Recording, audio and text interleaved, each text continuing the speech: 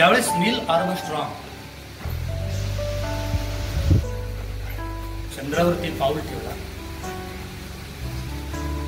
नील Armstrong चंद्रावरती पाऊल ठेवला आणि चंद्रावरती पाऊल ठेवल्यानंतर जास्त काही चंद्रावरती नेता येत नाही. जास्त साहित्य, जास्त सामान चंद्रावरती नेता येत नाही. खाण्यापिण्याच्या वस्तू म्हणा, जास्त लगेज म्हणा, आपल्याला नेता येत नाही म्हणा, शास्त्रज्ञ सांगतात. म्हणून नील आर्मस्ट्रॉंग आणि त्यांचे सहकारी हे ख्रिस्ती ज्यावेळेस चंद्रावरती पाऊल ठेवलं, त्यांनी पाऊल ठेवल्यानंतर त्यांच्याबरोबर ऑक्सिजन तर पाहिजेच त्यांना.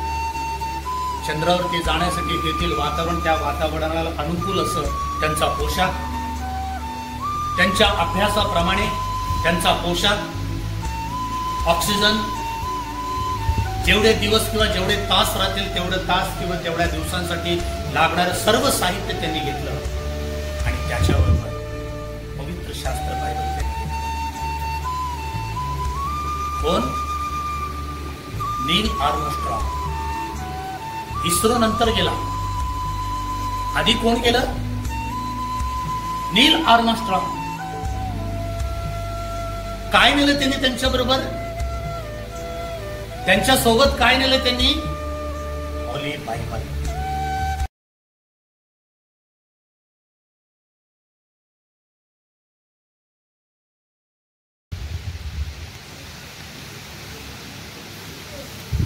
देवाची स्तुती असो. परत एकदा देवाचं वचन आपण ऐकूया थोडा वेळ.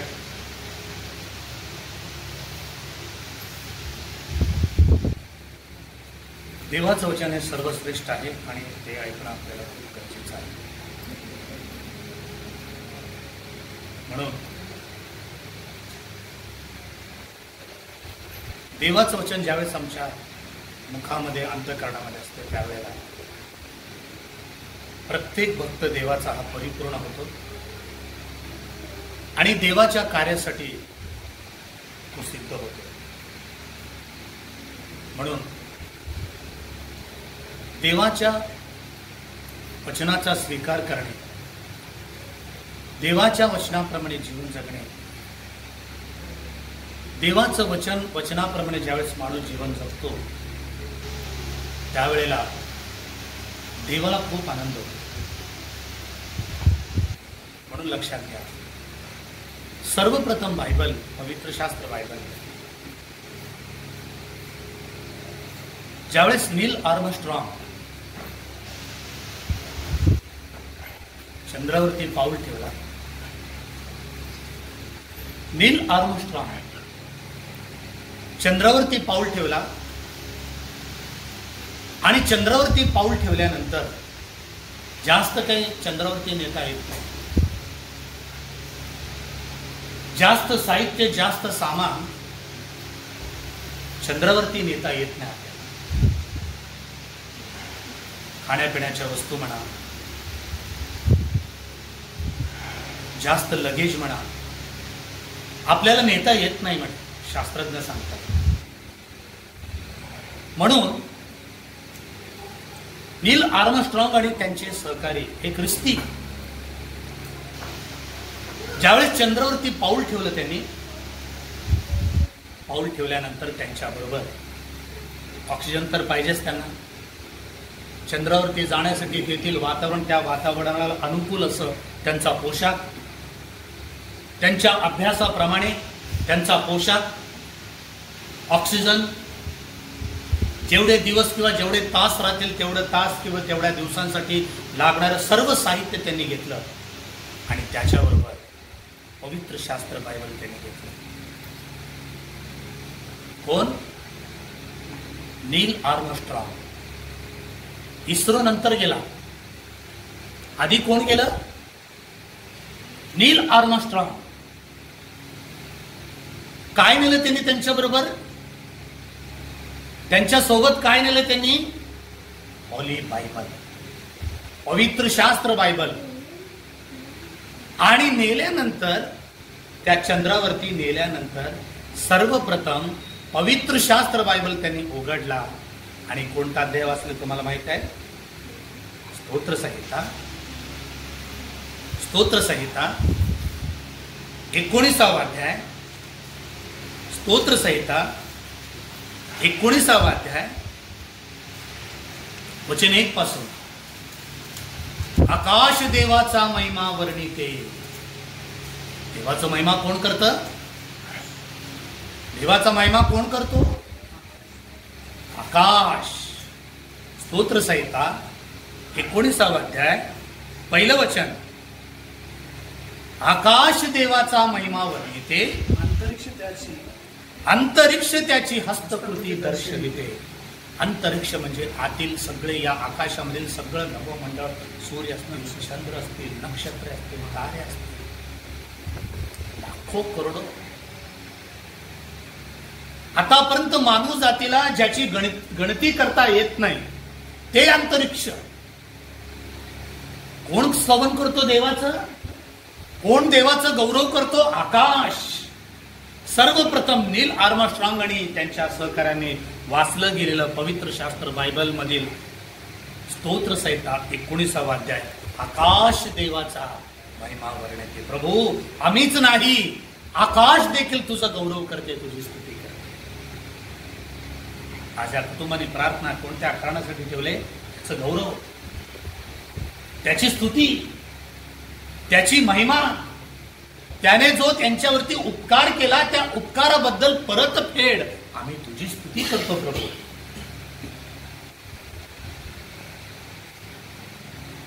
एका बहिणीला देवबाप्पाने आरोग्य दिलं. एका लेकराला देवबाप्पाने संतती परमेश्वराने दिलेलं धन आहे, पोळचे पळ त्याची देणगी आहे. या वचनाप्रमाणे त्या लेकराला प्रिय परमेश्वराने मुलगी रोजा, तिला देवबाप्पाने एक कन्यारत्न दिलेला आहे. स्तवन करणं गरजेचं आहे. देवाची भक्ती करणं गरजेचं आहे.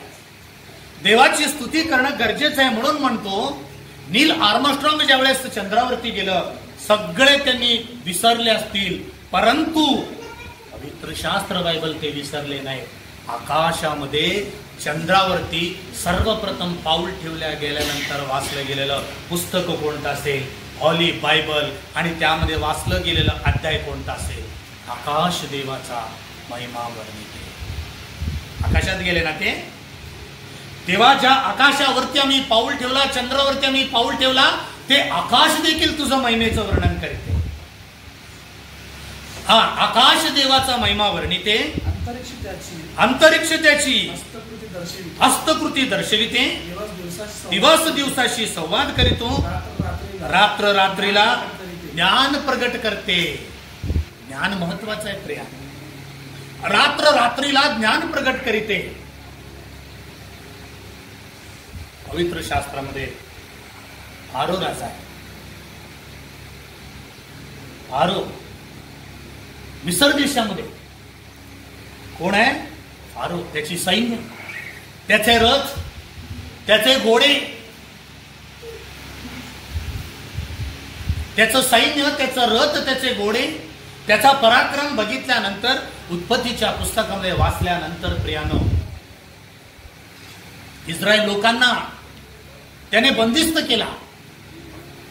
इस्रायल लोकांचा देव सेनाधीश परमेश्वर, त्या देवाचं गौरव करण्यासाठी, त्या देवाची स्तुती करण्यासाठी, त्या देवाचं स्तवन करण्यासाठी देव मोशेला उभा करतो आणि म्हणतो, माझ्या लोकांची मी वरड ऐकलेली आहे आणि त्या लोकांना या बंदिवासातून सुटका देण्यासाठी मी तुला पाठवतो मोशे, आणि तू जाऊन त्या फारोला जाऊन सांग, रानामध्ये जिवंत देवाची आराधना, स्तुती, गौरव करण्यासाठी माझ्या लोकांना तू जाऊ द्यायला पाहिजे.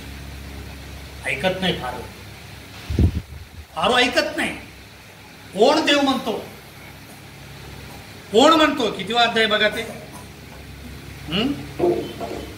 निर्गमाचं पुस्तक, निर्गमाचं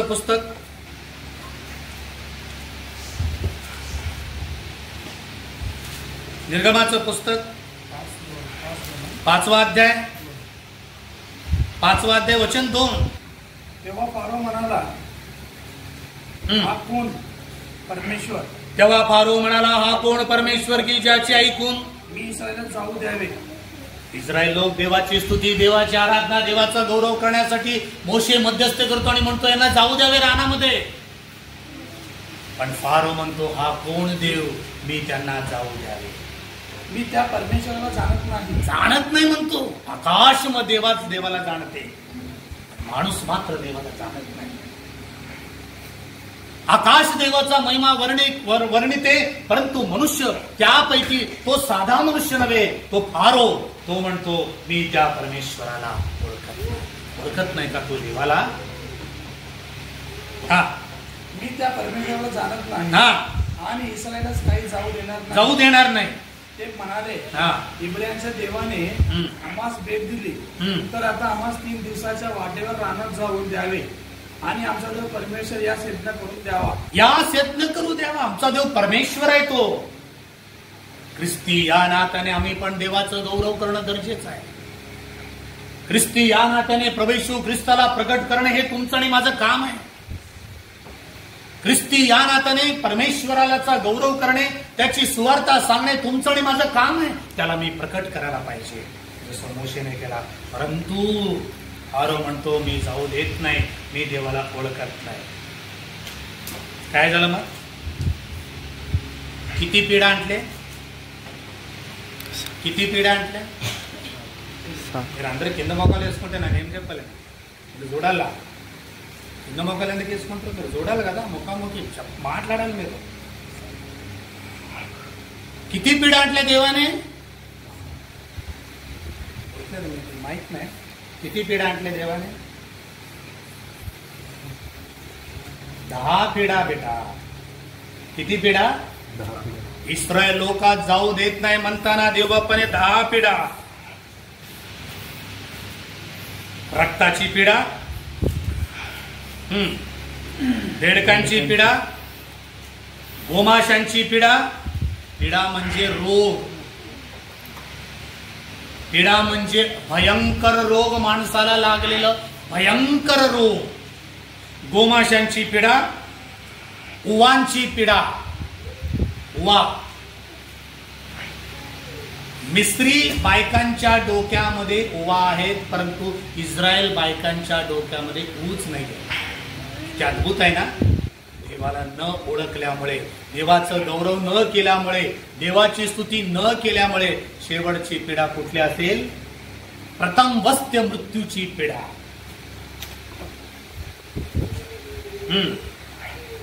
प्रथम वस्त्याच्या मृत्यूची पिढा येणार अशी सूचना.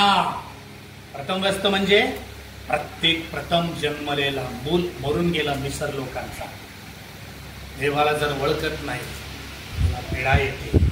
देवाला तू जाणत नाही, तुझ्यावरती रोग येते. देवाला तू स्वीकार करत नाही, अशांतता तुझ्या जीवनामध्ये. म्हणून तो म्हणतो आकाश देवाचा महिमा वर्णिते, अंतरिक्ष त्याची हस्तकृती दर्शविते. दिवस दिवसाशी काय करतो? संवाद करतो. संवाद म्हणजे बोलणे. संवाद करतो. संवाद तू करायला पाहिजे ख्रिस्ताविषयी. तू ख्रिस्ताविषयी अनेकांना सांगायला पाहिजे. देवबापाने माझं बरं केलं, देवबापाने मला आरोग्य दिला, देवबापाने मला चांगलं केलं, देवबापाने माझं भलं केलं. तू संवाद करायला पाहिजे. दिवस दिवसाशी संवाद करीतो, रात्र रात्रीला ज्ञान प्रकट करते.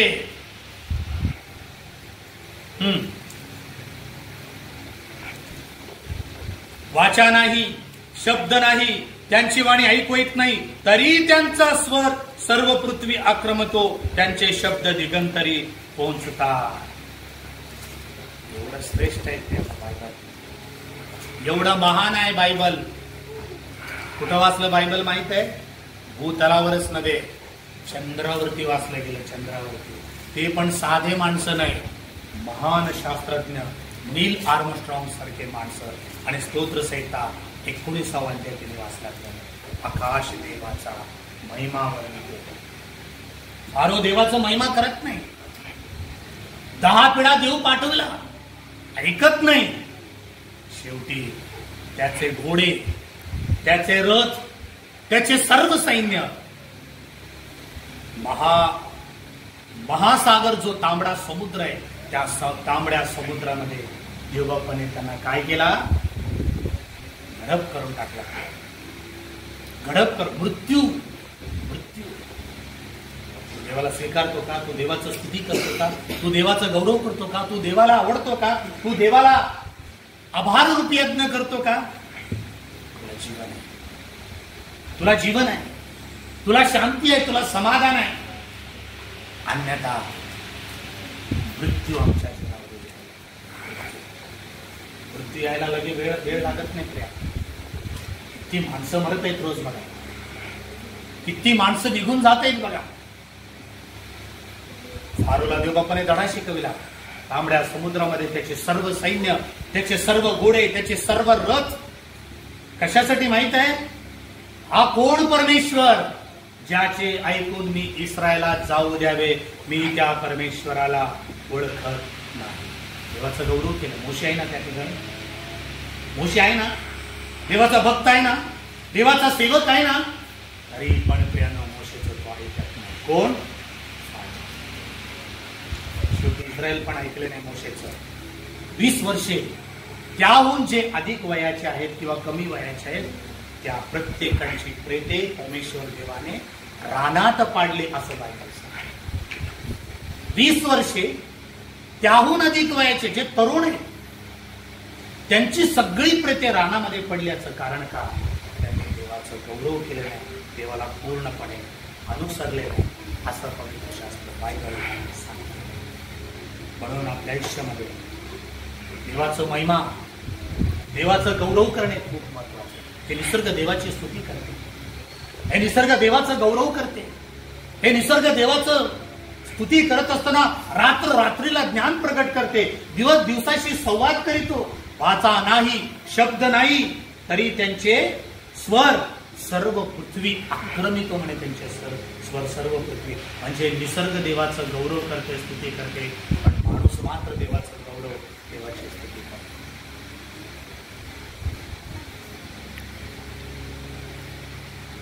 मिखाचं पुस्तक याचा 4 अध्याय वचन 2.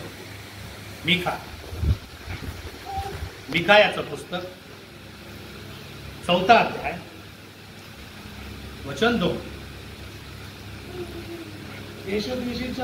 देशोदेशीच्या लोकांच्या झुंडीच्या झुंडी लोळतील, जातील व म्हणतील, चला. देवाचे विचार समजून घेतलेले लोक असं करतात प्रियानो. ज्यांना देवाचे विचार पडतात, जे देवाचे विचार समजून घेतात, जे देवाचे विचार ऐकतायत ना, ते काय करते? देशोदेशींच्या लोकांच्या झुंडीच्या झुंडी आपण परमेश्वराच्या जातील परमेश्वराच्या व म्हणतील, चला आपण परमेश्वराच्या पर्वतावर, याकोबाच्या देवाच्या मंदिराकडे चढून जाऊ, तो आम्हाला आपले मार्ग शिकवो, तो आम्हाला आपले मार्ग ख्रिस्ताचा, मार्ग जीवनाचा, मार्ग सत्याचा शिकला पाहिजे. जिवंत असताना, या भूतलावर असताना तो आम्हाला आपले मार्ग शिकवो. म्हणजे आम्ही त्याच्या वाटांनी, त्याच्या पथांनी चालू, त्याच्या वाटांनी चालू. अनेक वाटा आहेत ना, अनेक वाटा आहेत ना, या जगामध्ये अनेक वाटा आहेत.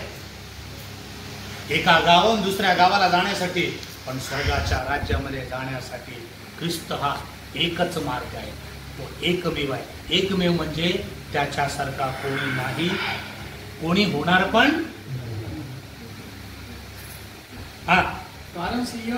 कारण सियोनेतून शिक्षण, परमेश्वराचे वचन निघेल. परमेश्वराचं म्हणून चंद्रावरती या शास्त्रज्ञांनी आमच्या ज्ञानांपेक्षा पवित्र शास्त्रज्ञान श्रेष्ठ आहे म्हणून 19वा अध्याय वाचला त्यांनी आपल्या बरोबर बायबल. परमेश्वराचं शिक्षण महत्वाचं आहे. म्हणजे तुला समजेल मी कसं चालावं, म्हणजे तुझा मार्ग व्यवस्थित होईल, मी कसं वाट निवडावा.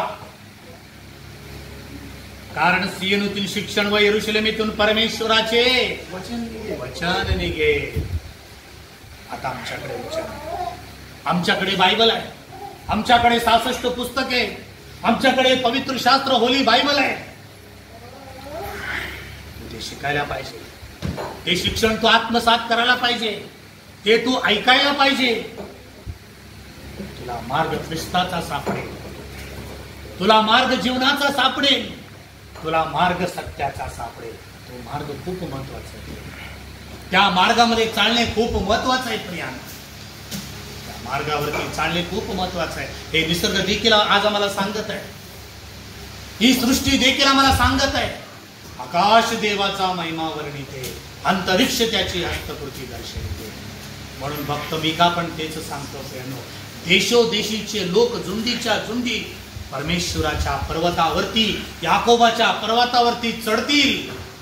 यरुशलेमेतून शिक्षण, यरुशलेमेतून वचन निघेल असं सांगतो.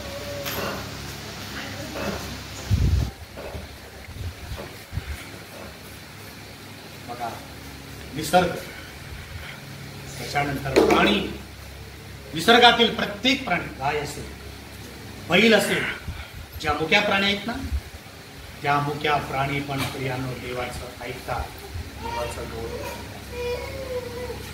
माणसांचं ऐकतेच बघा मुक्या प्राणी. माणूस मात्र, ज्या देवाने माणसाला उत्पन्न केलेलं आहे, निर्मिती केलेली आहे, निर्माण केलेलं आहे, तो मनुष्य मात्र देवाला विसरत चाललाय, देवाचं गौरव करत नाही, देवाचा आभार मानत नाही, देवाच्या वचनात. हे आकाशा ऐक, आगे पृथ्वी, यशाचा ग्रंथ 1 अध्याय 1 पासून, यशाचा ग्रंथ 1 अध्याय 1 पासून, हे आकाशा ऐक 3 पासून, हे आकाशा ऐक, हे आकाशा ऐक, हे आकाशा ऐक, हे पृथ्वी कान दे, हे पृथ्वी कान दे, कारण परमेश्वर बोलत आहे. मी मुलांचे पालन पोषण केले, त्यास लहानाचे मोठे केले, तरी ती माझ्याशी फितूर झाली. देव लहानाचं मोठं करतो ना आम्हाला, किती आभार मानव देवाला. मी लहान होतो, मी मोठा झालो. देव लहानाचं मोठं करतो आम्हाला. म्हणून देव आपली वेदना कुणाला सांगतो? आकाशाला. हे आकाशा ऐक, आगे पृथ्वी कान दे, कारण परमेश्वर बोलत आहे. मी मुलांचे पालन पोषण करतो दे, त्यास लहानाचे मोठे केले, तरी ती माझ्याशी फितूर झाली. हा, बैल आपल्या धनाला ओळखते, बैल आपल्या धनाला ओळखतो. मुका प्राणी बैल प्रियानो आपल्या धनाला ओळखतो. हा, गाढव आपल्या मालकाचे स्थान ओळखतो, गाढव आपल्या मालकाचं ठाव ठिकाणा ओळखतो. पण इस्रायल ओळखत नाही. इस्रायल लोकांना देवाने फारोच्या दास्यत्वातून मोशेच्या द्वारे सही सलामत काढलं, परमेश्वराला ते ओळखले नाही, त्याचा गौरव केला नाही, त्याची स्तुती केली. हा, माझे लोक विचार करीत नाही, माझे लोक विचार करीत नाही. किती हे पापिष्ट राष्ट्र, किती हे पापिष्ट राष्ट्र, दुष्कर्माने भरलेले लोक, दुष्कर्माने भरलेले लोक, दुर्जनाची संतती, दुर्जनांची संतती, आचार भ्रष्ट. कसं झाली बघा मानवाची परिस्थिती. तू देवाचा सेवक आहे ना, तू देवाचा व्यक्ती आहे ना, तो येशूच्या रक्ताने धुतला गेलेला आहे ना. काय म्हणतो? आचार भ्रष्ट मुले, किती हे पापिष्ट राष्ट्र, किती हे पापिष्ट राष्ट्र, दुर्जनांची संतती, दुर्जनांची संतती. हा, दुष्कर्माने भारावलेले लोक. काय परिस्थिती झाली त्या माणसाची. देवाला विसरतो माणूस, देवापासून दूर जातो माणूस, देवाला ओळखत नाही माणूस, देव नाही म्हणतो माणूस, देवाचं उचित असं गौरव करत नाही माणूस. म्हणून देव आकाशाला म्हणतो, आकाशा तू माझं स्तुती करतोस, तू माझं स्तवन करतोस, पण त्या आकाशाखाली, त्या पृथ्वीच्या वरती मी ज्या लेकरांना लहानाचं मोठं केलं, ते लेकर मात्र माझं गौरव करत, ते लेकर मात्र माझं गौरव करत नाही, ते लेकर माझी स्तुती करत नाही. अशी परिस्थिती झाली प्रेमा मानवाची. लक्षात घ्या, नेहमी देवाची स्तुती करा, नेहमी देवाचा गौरव करा. देवापणे जे आपल्यावरती उपकार केले, त्या उपकाराबद्दल देवाचं गौरव करा. ही सृष्टी देवाचं गौरव करते. म्हणजे शास्त्रेच्या पुस्तकात सांगितलं, शास्ते याचा 9वा अध्याय शास्ते याचा 9वा अध्याय.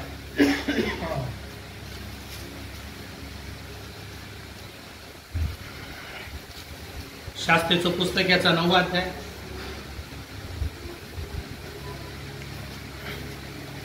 वचन 8 पासून शास्त्रेचं पुस्तक याचा 9वा अध्याय वचन 8 पासून. एकदा झाडे, उत्पत्ती, निर्गम, लेवी, गणना, अनुवाद, यहोशवा, एकदा झाडे कोणाला तरी अभिषेक करून आपणावरती राजा नेमावा म्हणून निघाली. निसर्ग, झाड म्हणजे निसर्ग, आकाश म्हणजे निसर्ग.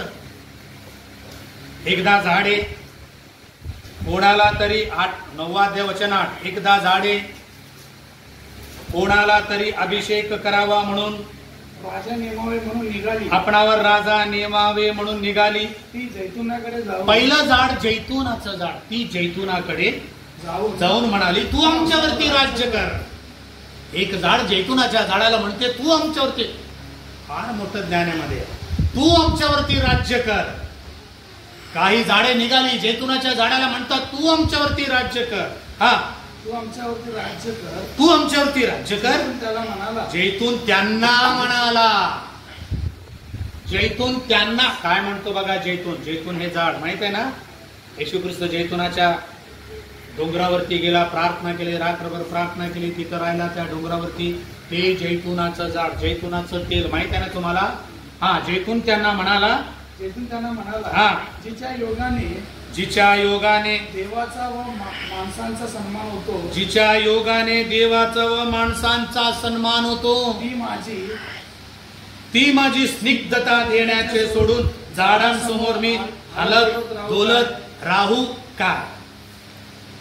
मला देवाचा सन्मान करायला पाहिजे म्हणते एक झाड. आणि तू देवाचा सन्मान करत नाही का. एका झाडापासून तू शिकलं पाहिजे, जैतूनाच्या झाडापासून. काय म्हणतो जैतून माहित आहे. जिच्या योगे देवाचा व माणसांचा सन्मान होतो. एक झाड देवाचा आणि माणसाचा सन्मान करते, परंतु माणूस मात्र देवाचा सन्मान करतो, देवाचा गौरव करत नाही. हे जैतून म्हणतो. ती माझी स्निग्धता देण्याचे सोडून झाडांसमोर आलात डोलत राहू काय. मग झाडे अंजिराच्या झाडाकडे गेली. चल तू आमच्यावरती राज्य कर. अंजीर त्यांना म्हणाला, मी आपले माधुर्य उत्तम फळे देण्याचे सोडून झाडासमोर आला डोलत राहू काय. एक झाड एका झाडाशी बोलत आहे. देवाने मला मधुर फळे देण्यासाठी निर्माण केलेलं आहे. मी ते सोडून मी त्या झाडांसमोर हलत डोलत राहू काय. आज माणसाची परिस्थिती हीच आहे. देवाला गौरव देण्याऐवजी, देवाची स्तुती करण्याऐवजी, आपल्यामधले जे गुण आहे ते गुण प्रगट करण्याऐवजी तो हलत डोलतच आहे. देवाला विसरला, परंतु झाड देवाला विसरत. आपले माधुर्य फळे अंजीर त्यांना म्हणाला, मी आपले माधुर्य व उत्तम फळे देण्याचे सोडून झाडांसमोर हालत डोलत राहू काय. मग झाडे द्राक्षवेल म्हणाली, देवांना व मानवांना संतुष्ट करणारा माझा रस देण्याचे सोडून मी झाडांसमोर हालत डोलत राहू. द्राक्षरस पितो ना आपण, मीच करा द्राक्षवेल आहे माझा बाप. द्राक्षाचा रस पिताना तुम्ही दर आठवडी, तो रस प्रियानो, तो रस झाड ते रस देते म्हणे आम्हाला. आणि काय म्हणतो बघा, ते सोडून तेव्हा ती सर्व झाडे झुडपाला म्हणाली, चल तू आमच्यावर राज्य कर. चल तू आमच्यावरती राज्य कर. काटेरी झुडूप झाडांना म्हणाले, काटेरी झुडूप झाडांना म्हणाले, खरोखर मला अभिषेक करून आपणावर राजा नेमणार असला तर येऊन माझ्या छायेचा आश्रय घ्या. नाही तर काटेरी झुडपातून अग्नी निघून तो लबानोनाचे गंधस्वरूप भस्म करील. आता तुम्ही अशा प्रकारे झाडे पण देवाचं गौरव करतात, देवाची स्तुती करतात, परंतु माणूस मात्र देवाचं गौरव, देवाची स्तुती करतात. आकाश देवाचा, एक आकाश, एक पृथ्वी, एक झाडे, एक द्राक्षवेल, एक अंजीर, एक जैतून. काय सांगतात प्रियांनो, झाडं म्हणजे तुम्ही आणि झाडं म्हणजे प्रत्येक व्यक्ती. म्हणून देवाने 2 झाडं ठेवले पवित्र शास्त्रात. 2 अंजिराचे झाड आहेत, माहिती आहे तुम्हाला? 2 अंजिराचे झाड आहेत. एका झाडाला त्याने काय केला? शाप दिला. आणि एका झाडाला 1 वर्ष वाढवून दिला. माहिती आहे तुम्हाला? एका झाडाला शाप दिला, एका झाडाला त्याने काय केला? 1 वर्ष वाढवून दिलं. त्याचं कारण का? देव म्हणतो यंदाचं वर्ष याला असू दे, मी स्वतः याच्या भोवती कडून खत घालीन, मी याची साफसूफ करेन, याला फळ आले तर बरे, नाहीतर तुम्ही याला काय करा? तोडून टाका. तोडून टाका. झाड म्हणजे तुम्ही एक झाड देवाची स्तुती करते, झाड देवाचा गौरव करते, झाड उत्तम फळ देते, झाड उत्तमातलं उत्तम पदार्थ देते, सावली आम्हाला देते. ते म्हणतात देवाने जे आम्हाला नियम दिलाय ते आम्ही तोडणार नाही. माणूस मात्र देवाची स्तुती करत नाही. शेवटचं वचन वाचून समाप्त करूया. स्तोत्र संहिता 148 वाक्य. स्तोत्र संहिता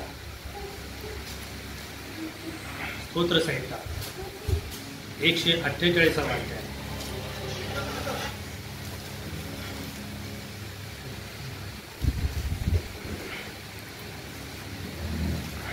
एक पासून परमेश्वराचे स्तवन करा, आकाशातून परमेश्वराचे स्तवन करा, उद्वलोकी त्याचे स्तवन करा. हा, उद्वलोकी त्याचे स्तवन करा, त्याच्या सर्व सैन्यानं त्याचे स्तवन करा, अहो सूर्यचंद्र हो त्याचे स्तवन करा, सर्व प्रकाशमय ताऱ्यांनो त्याचे स्तवन करा. हा, जलांनो सगळ्यांनी परमेश्वराचं स्तवन करा म्हणतो. अखिल निर्मिती देवाची उपकार स्तुती करते. आणि आम्ही पुढे बघा वचन 7.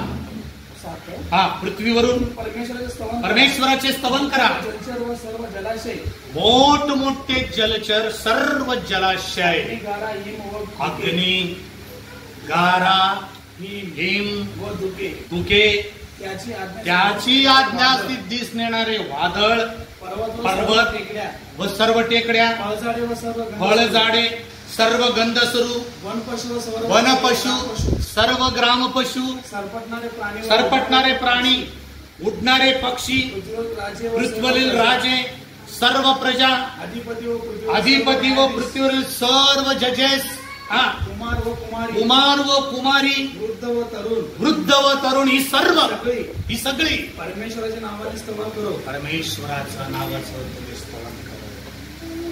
कारण केवळ त्याचेच नाव उच्च आहे, त्याचे ऐश्वर्य पृथ्वीच्या व आकाशांच्या वर आहे. आणि त्याने आपला लोकांचा पुन्हा उत्कर्ष केलाय. तो आपल्या सर्व भक्तांना त्याच्याजवळ असलेल्या लोकांना म्हणजे इस्रायलाच्या संततीला स्तुती पात्र आहे. परमेश्वराचं तो परमेश्वराचा आभार मानला पाहिजे.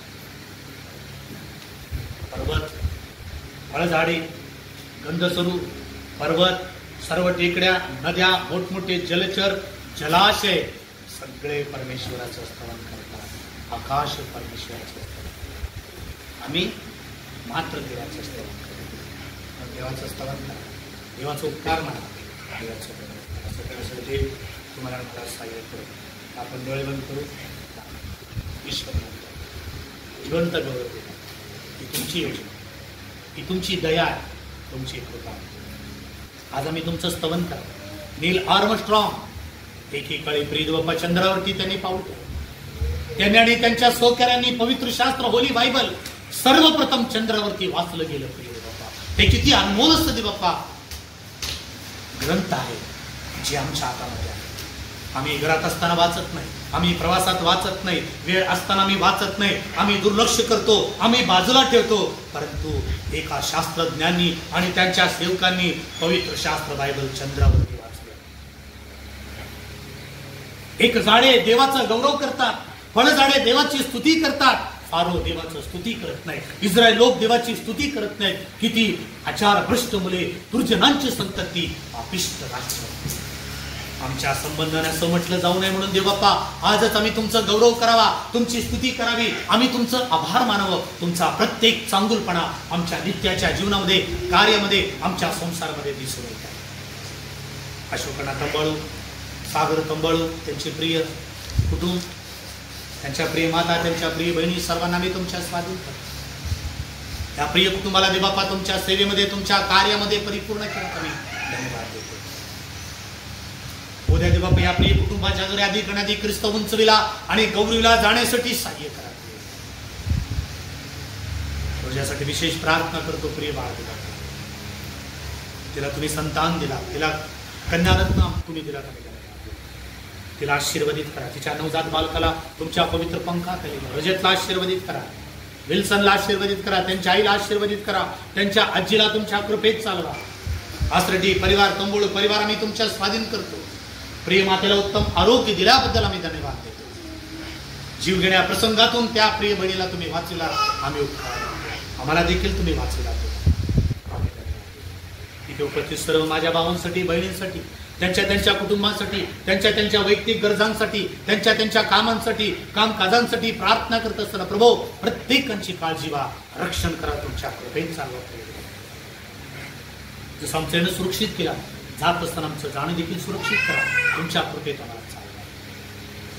विशेष प्रार्थना करतो सागरसाठी, त्याची प्रिय पत्नीसाठी, त्याला दिलेला प्रिय संतान पुत्र देवबापा, त्या प्रिय बाळाला मी तुमच्या स्वाधीन करतो. लांब आहे, आपल्या पुत्रापासून, आपल्या प्रिय पत्नीपासून तो लांब आहे. मी प्रार्थना करतो हा दुरावा, हे अंतर देवबापा तुम्ही लवकरात लवकर देवबापा कमी करो, दोघं एकत्रित यावं म्हणून देवबापा तुम्ही सहाय्य करा, तुमच्या कृपेत चालवा. त्याच्या प्रिय बाळाला आशीर्वदित करा, त्या प्रिय पुत्राला तुमच्या पवित्र पंखाखाली करा. सागरच्या पत्नीला देखील आशीर्वाद करा, चांगली बुद्धी शक्ती तिला पूर्वा आणि तुमच्या कृपेत तिला चालवा.